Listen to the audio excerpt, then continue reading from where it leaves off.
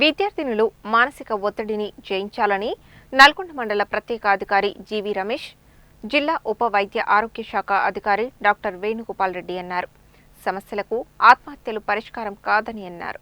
జిల్లా వైద్య ఆరోగ్య శాఖ ఆధ్వర్యంలో షెడ్యూల్డ్ కులాల సంక్షేమ శాఖ ఏ మరియు బి వసతి గృహాలతో పాటు మహాత్మా జ్యోతిబా ఫులే బీసీ గురుకుల పాఠశాల కళాశాల అప్పాజిపేటలో వ్యక్తిత్వ వికాసం మరియు మానసిక వికాసంపై అవగాహన కార్యక్రమం నిర్వహించారు. ఈ సందర్భంగా వారు మాట్లాడుతూ ప్రభుత్వం విద్యార్థుల కోసం అనేక రకాల సంక్షేమ కార్యక్రమాలను అమలు చేస్తోందని, విద్యార్థినులను వారి లక్ష్యం వైపు మళ్లించి వారు మంచి ఫలితాలను సాధించేలా చూడాలని అన్నారు. ఏదైనా సమస్య వచ్చి ఒత్తిడికి గురైతే తోటి విద్యార్థులకు తెలియజేయాలని, కళాశాల అధ్యాపకులకు గాని ప్రిన్సిపాల్కు గాని తెలియజేయాలని, సమస్య ఇతరులకు తెలియజేసినప్పుడే పరిష్కారం లభిస్తుందని అన్నారు. ఆరోగ్య సమస్య అయినా మానసిక సమస్య అయినా అన్నింటికీ పరిష్కారం ఉందని, ఆత్మహత్యలు ఏ సమస్యకు కూడా పరిష్కారం కాదని తెలిపారు.